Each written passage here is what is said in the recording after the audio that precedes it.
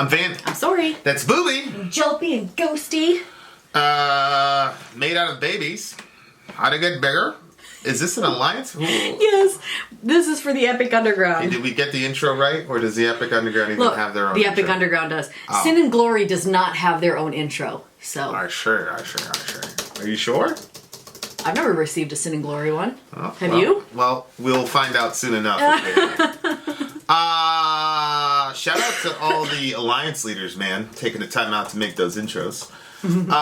This is Made Out of Babies, How to Get Bigger from the... What alliance was this again? I'm sorry. This is the Epic Underground. Okay, Epic Underground. Okay. So this one should be really, really interesting. Yeah. Look, if you want to join an alliance, dear listener, all you have to do is jump on a Patreon, $1 at the ticket at the gate. And it's certain genres, that type of thing. And I'm about to... certain genres, whatever. Right? Yeah. And so you go in, and if you're aligned to that type of genre, then you jump on for $1. And then they hang out on Discord and stuff like that, and you have discussions and... Yeah, it gets you into... And, I like it because, generally speaking, if you love the same genre of metal, then there's a lot of overlap with life experience and personality and all that. So it's a really cool thing that we didn't really create that aspect of it. I knew something like that would metastasize, but it's become a really, really cool thing to observe. Yeah, I didn't create any of it because I thought the whole thing was a bad idea until I realized it was not. Sorry, didn't have enough faith in our crew. But anyway, this is Made Out of Babies, How to Get Bigger. For timely, topical, political commentary, you can hit us up in Middle America with Vin and Sorry. It's really terrible, but I was like, no, I'm just used to dealing with Christians where nobody wants to pull their weight. It's terrible. Shout out to all the Christians all over the world. We love you. I know, not all Christians are like that. I'm just saying the crews that I've always been with, a lot of times it's like, I'm like, can anybody try to, so I wasn't thinking that it was going to work, but leaders popped up out of nowhere. People were like, I'll do this work and I'll do that. And so, shout out to you. Yeah. Our alliance leaders are pretty BA, if I do say so myself. This is Made Out of Babies, How to Get Bigger. Let's go. Go.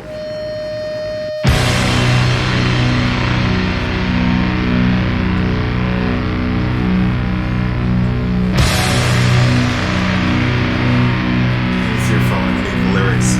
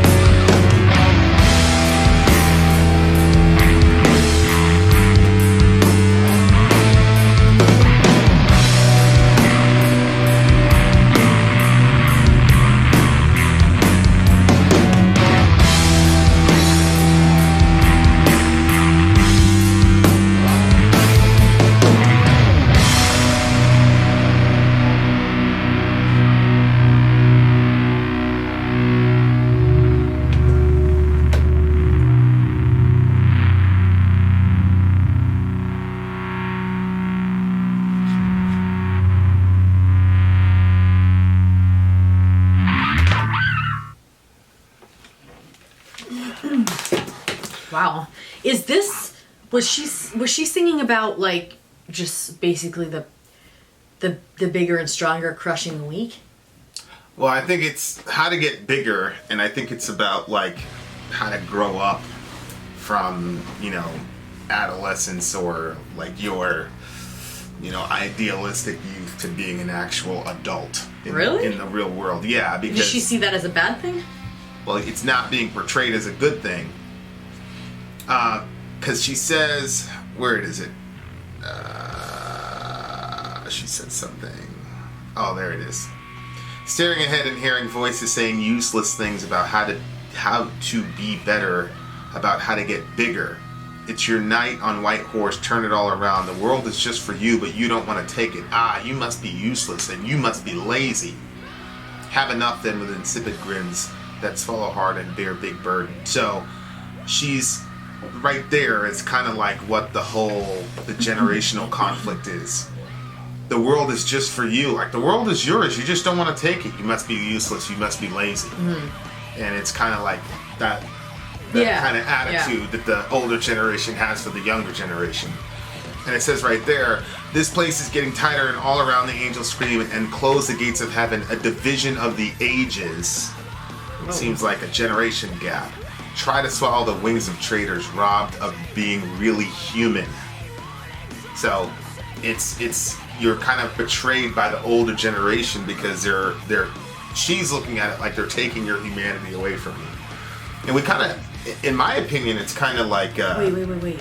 Is this part talking about, because it says this place is getting tighter and all around the angels scream.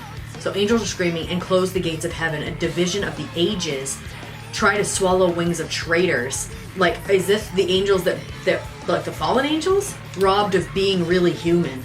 Well, I just think it's talking about the generation gap and how, I think from her perception, when a person from an older generation says, why don't you just grow up?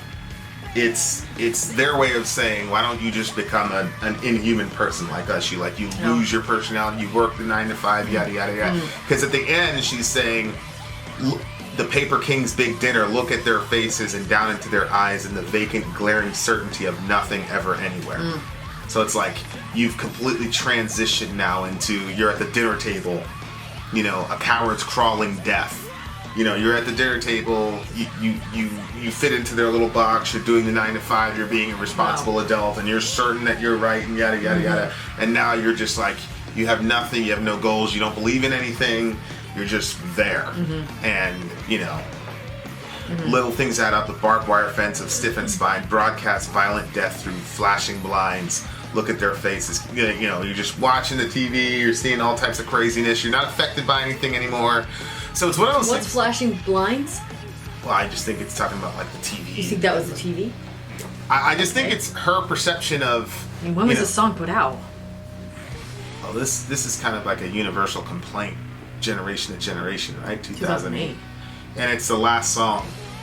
Yep. So it just seems to me like this is the constant complaint of the younger generation to the older generation. The younger generation is full of all these ideals and these ideas, and then they're not jaded, they're idealistic, and then the older generation is just jaded and they don't believe anything anymore. And it's really interesting in this whole conflict between millennials and boomers.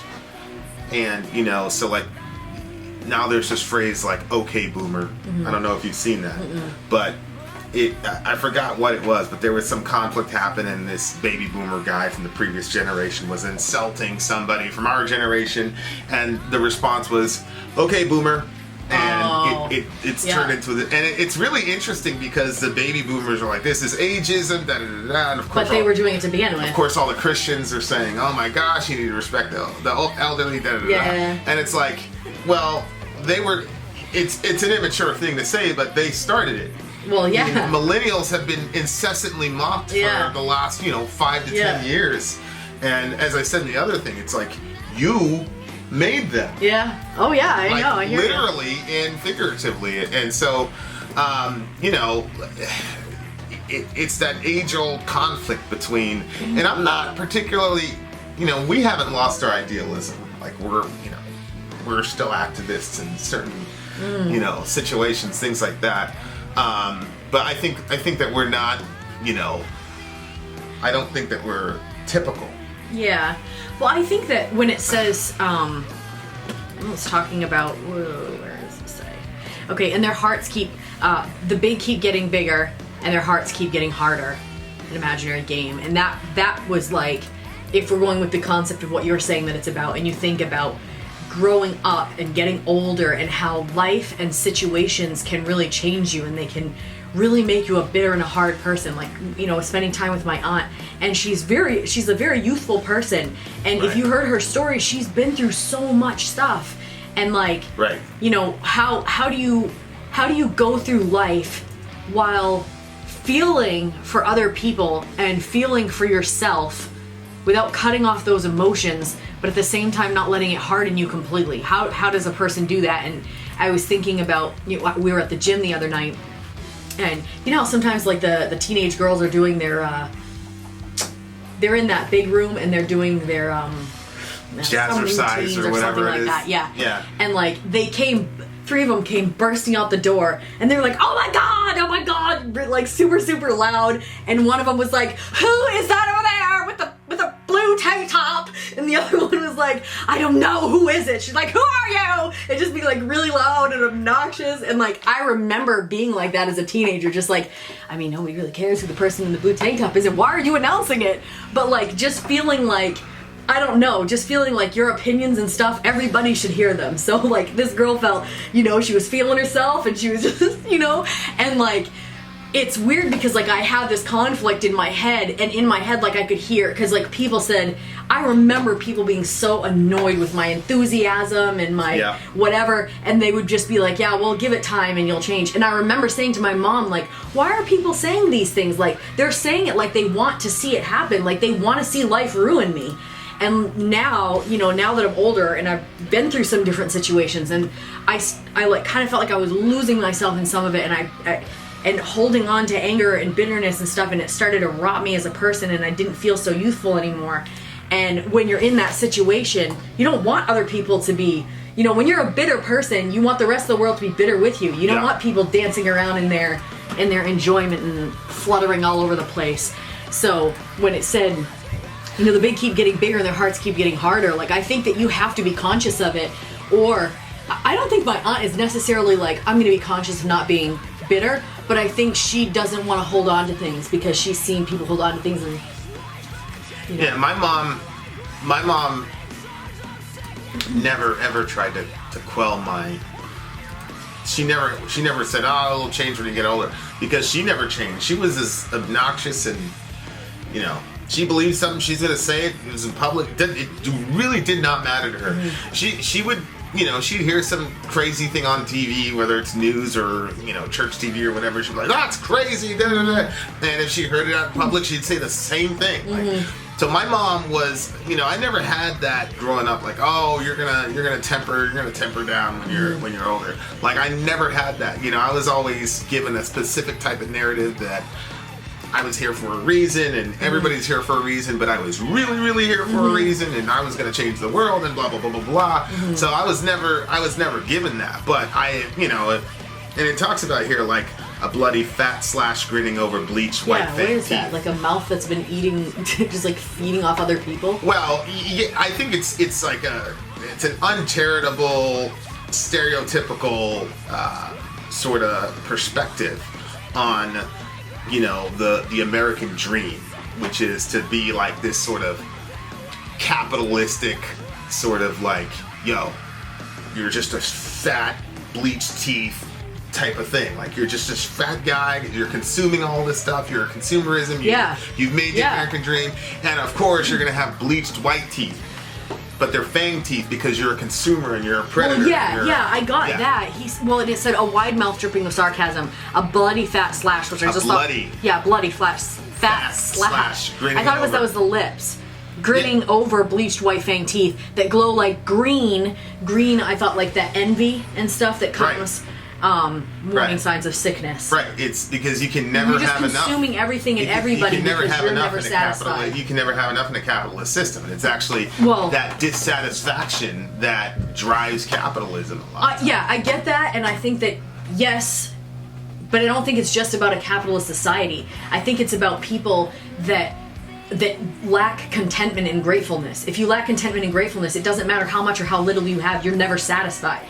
And so, like, that, but like you can have a bunch of people in a neighborhood that all have the same thing or less than, but you can still be envious of, you know what I'm saying? Like, it doesn't necessarily have to be a capitalist environment. Like, you can have any environment, but if you're going to be a green, jealous person that's going to consume other people. I just think that this is think that this is about capitalism or that part? Well, I think that part is talking about the American dream, which is to be this, you're fat because you've consumed everything, whatever, but you're still not satisfied because what you're told, and it's interesting because if you look at like the generation gap between like a Bernie and older people, right? So you got young people saying, yeah, I don't have a problem saying I'm a democratic socialist. Mm-hmm. And then the older people are like, what are you talking about? Mm-hmm. How can you say that? It's socialist. Yeah. And they've almost like canonized capitalism as like this holy thing that you must not contradict. And so it's almost like cut right down the line of the generation. The younger people are cool being socialists and Medicare for all. And the older people are like, yo, what are you talking about? Yeah. So that's what I'm saying. Like, I don't think the whole song is not about going after capitalism. It's talking about losing your soul in the American dream, and part and parcel of the American dream is sort of this capitalist idea, this fat person with your bleached teeth and all that, and it's you're fake. You don't really have white teeth like you bleached them, but you're still green because you still have all this desire to consume and take things. Right. Your envy is what causes you to just consume others. Yeah, and then at the end of it, you're. And didn't you think that the way that they explained this, Warning says, okay, running with their winnings, they're just running with their winnings, like the way that they said it, like, I just pictured, this is like, not, okay, anyway, I was at this store one time, it was the Christmas tree shop, you know where I'm going with this? Go ahead. The Christmas tree shop, and they said, we're now having, they had like this clearance rack, and I was literally at the clearance rack, and I was looking at these two lamps, and I was like, do I want to pay that much for those lamps? And then just as I was there debating that, they said, our clearance rack is now 90% off. And so I started reaching for the lamps because I already had my eye on them. And then when they said 90% off, like I was barely going to pay anything for them. So I was reaching for those lamps, and these two ladies come up, shoving everything aside. They literally took their arms and went and just knocked the entire shelf into their cart. Like, it didn't matter. They weren't looking for things that they wanted. It was just about taking everything for themselves. And that type of greed, I literally felt so sick watching that, especially, in my opinion, if you're older than me, then I should be able to respect you. Now, you're probably not like that. You're more like respect people for whatever. Yeah, I get that, but like for me, you better show that you're worth respecting, or I'm gonna have a real hard time respecting you. And when you're that old, you're old enough that you could be my grandmother, and older mother or grandmother, and you're just pulling all of this into your cart, not considering anybody else in the store, not even going through it to see if it's anything that you want, but you just want to take everything for yourself. Like, that's a disgusting thing. And it was like that. We were running with their windows. They just snatch up everything, and they're just like running. And I actually pictured grabbing money, and like they have so much in their fists that they're like losing money all along the way. Ugh. Well, yeah, and she's saying, and she's talking about your heart getting harder and things like that, and she's like, I don't want to be like you. No. I don't want to be like that. No. And, I think that I was surprised at how the older generation reacted to the OK Boomer thing. They got like literally offended, and I was like, well, what are these kids supposed to do? They're just supposed to be insulted by you and just not say anything in return? Like, and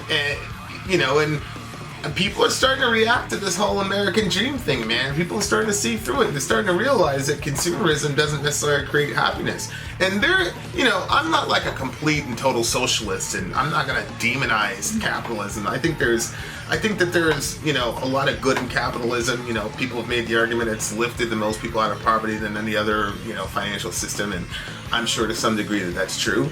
I just think that anytime you have a system, you have to account for human sinfulness, and you've got to have checks and balances to account for that. Mm-hmm. And I think that's what everybody's reacting to. I don't think that your average, Bernie supporter, or whatever you want to call it, wants the USSR. You know, like I don't think people want that, but people are saying, well, wait a second here. We got people dying. We got people like, what are you talking about? Yeah. Like, Yeah. And this whole pull yourself up by your bootstrap stuff, you know, it's like, well, wait a second, man. Like, you know, it's like Martin Luther King said, like, some people don't even have any shoes. You're telling these people to pull themselves up by their bootstraps, and you become like this hard, if you completely buy into that ideology, you become like this very hardened person. And that's why you have, I remember the first time I was really, you know, it's interesting, like, considering all the things that I've seen in the world, that I would, you know, you would figure that I would lose a lot of my naivete. But I remember the first time I posted about Alex Smith, who was the first time I heard about a guy who died because he aged out of his mother's insurance. And I just put it up there and I was like, oh my gosh, this is a tragedy, da da da. I was expecting people to go, oh my God. What? Like, people were angry at me, angry at him.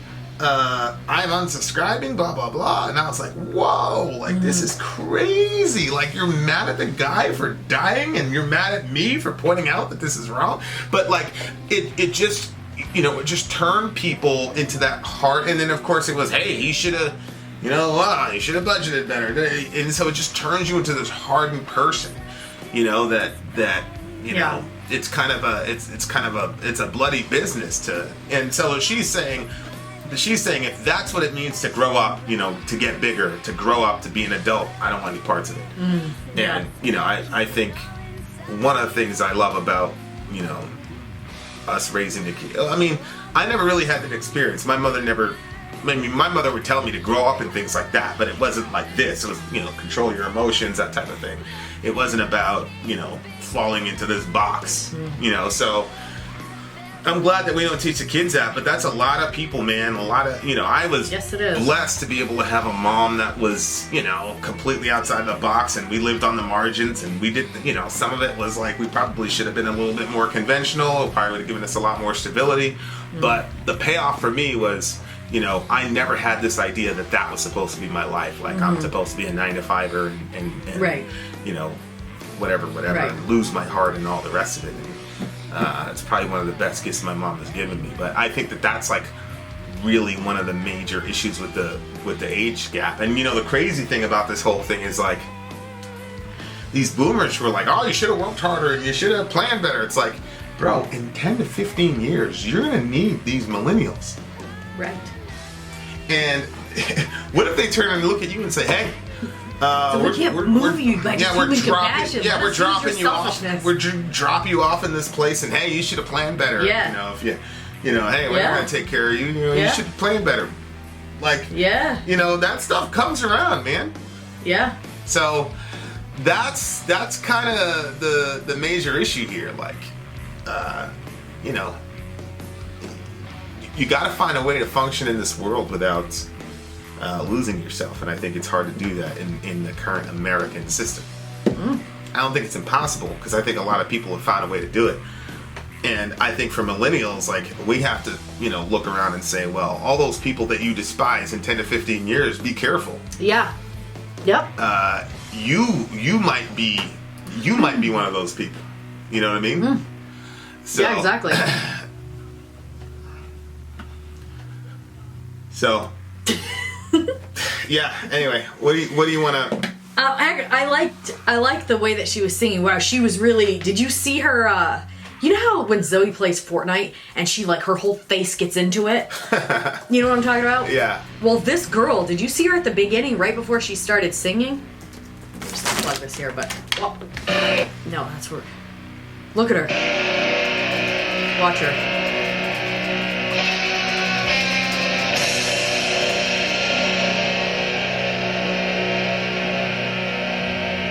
You can see she's, like, getting into the whole mood, and then look at her red, like her fake cheeks look. She's getting ready. Huh? She's putting a lot into that. Yeah. I was like, everybody is I'm like, okay, that's pretty crazy. So I think this is gonna be. I'm not like, wow, like, there's some songs that kind of, like, suck you in by the sound and you're like, I could just listen to that a bunch of times. It's not like that, but I think it's a meaningful topic and I think she sung it with some real stress. So I'll go with it at 8.9.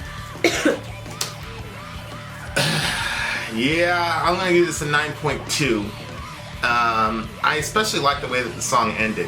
It started off a little chaotic, but then it ended with a little bit of melody that I thoroughly enjoyed, and I thought that her message was very, very timely.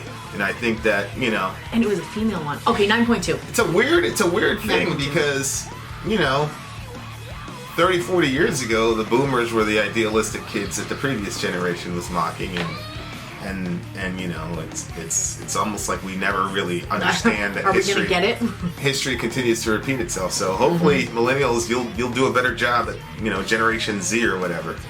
I think Right. that's what they're called. Anyway, been out, Sorry out. gone.